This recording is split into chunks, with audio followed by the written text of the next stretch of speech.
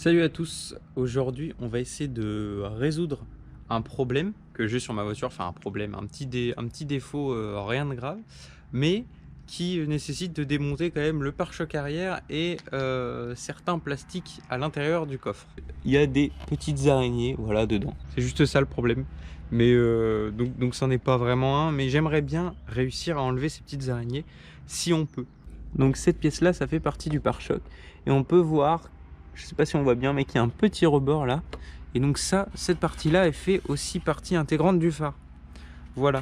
Et bien sûr, voilà, vu que c'est une voiture assez récente, on n'a pas du tout moyen d'avoir accès au phare. Là, il faut pouvoir en fait enlever la partie là qu'on peut voir.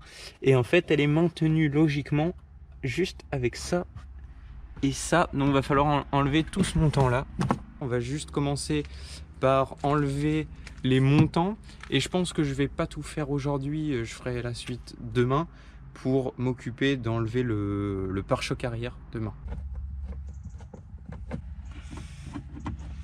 C'est un peu plus compliqué que prévu. Bon, désolé pour le retour de soleil, c'est un peu chiant.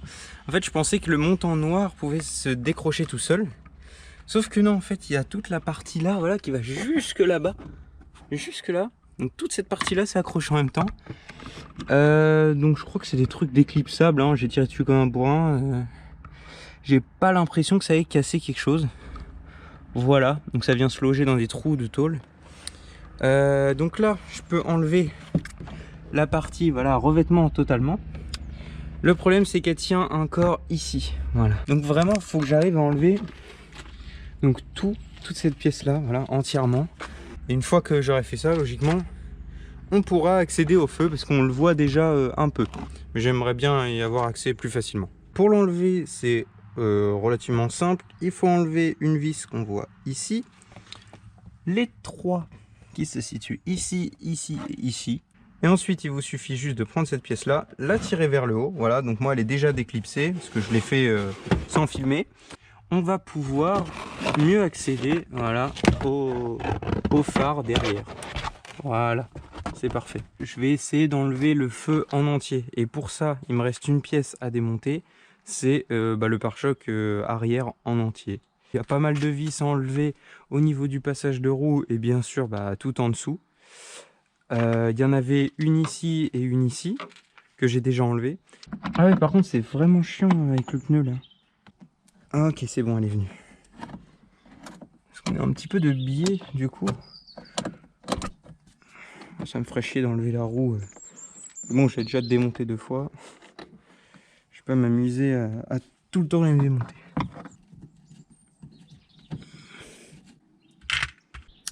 Bon, du coup, comme vous pouvez voir, il y a eu un peu d'avancement. Voilà, j'ai réussi à le déclipser. Il y a déjà même un phare qui est enlevé. Sauf que il y a un petit bémol, c'est que au niveau des passages de roue, il y a une vis qui est grippée. Donc là, avec mon père, on a essayé plein de techniques pour essayer de la dégripper, ou même en forçant, peut-être que voilà, je mettais pas assez de force, mais elle bouge pas du tout. Donc ma dernière solution là, ça serait vraiment de couper en fait la patte de fixation en plastique du pare-choc pour pouvoir enlever totalement le pare-choc. En sachant qu'il reste vraiment qu'une seule vis. Et après, voilà, je pourrais l'enlever totalement. Donc la patte de fixation, c'est en symétrie le pare-choc, c'est celle-ci.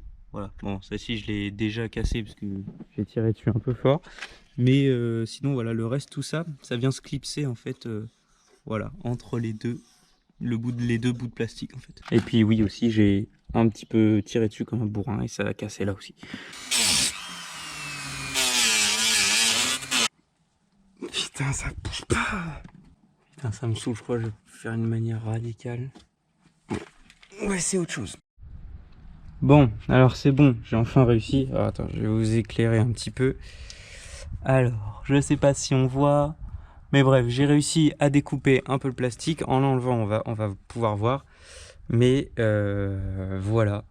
Enfin, putain, je peux démonter le pare-choc. On peut voir, je sais pas si on voit bien. J'ai l'impression qu'on voit pas très bien. Mais j'ai réussi à découper la boucle comme je voulais faire. Et voilà, on a pu enlever.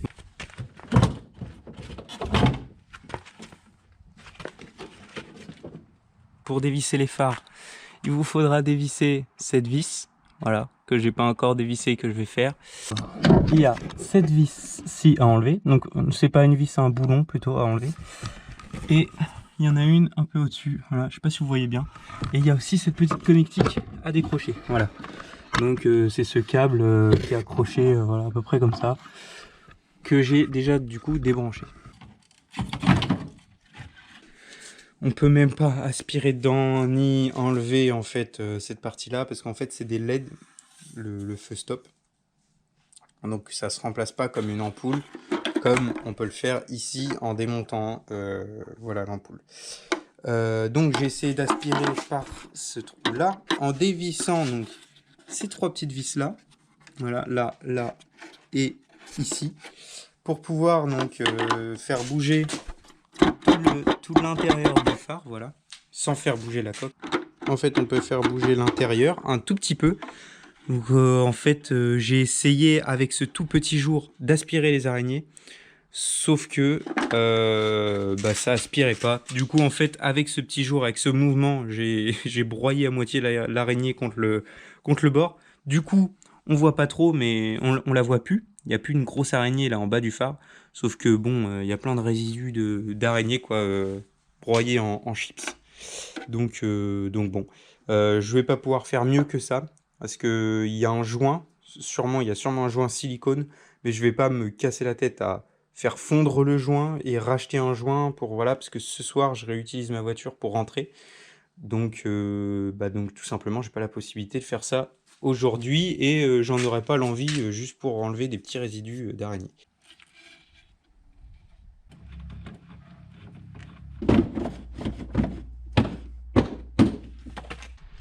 Le pare-choc est remis.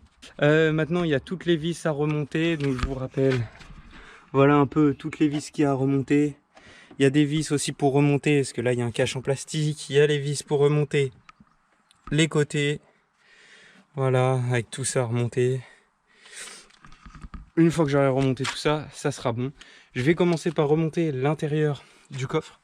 Et puis après, je remonterai le pare-choc arrière. J'ai l'impression que le clipsage se fait seulement à ce niveau-là. Et du coup, en symétrie, au même niveau. Mais j'ai pas l'impression que ça se clipse dans cette zone-là. Bon, alors, j'ai un nouveau problème, parce que sinon, c'est pas drôle. Voilà, le côté droit, le clignotant, il marche plus. Alors du coup, c'était juste un faux contact entre l'ampoule...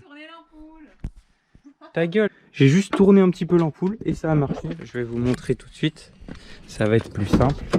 Alors, pour ce faire, tout simplement, j'ai mis les warnings. Bon, ici, on voit que ça marche. Et puis voilà, ici, ça marche enfin. J'ai plus qu'à le replacer à l'intérieur. Et puis c'est bon, en fait, tout marche. Au moins, avec cette vidéo, vous saurez démonter le pare-choc. Je l'espère pas comme moi avec des vis grippées. J'espère que vous arriverez à le démonter facilement, voilà, et pas découper le pare-choc et le casser comme j'ai pu le faire. Et ensuite, pour les feux, voilà, vous avez 3 vis à faire. Et puis voilà, c'est pas compliqué. Les montants à enlever aussi avant, qui sont maintenus par 2 vis. Et voilà, il faut pas hésiter des fois à tirer pour déclipser, mais pas trop. Voilà, si vous voyez que ça vient pas, ne cassez pas votre pare-choc.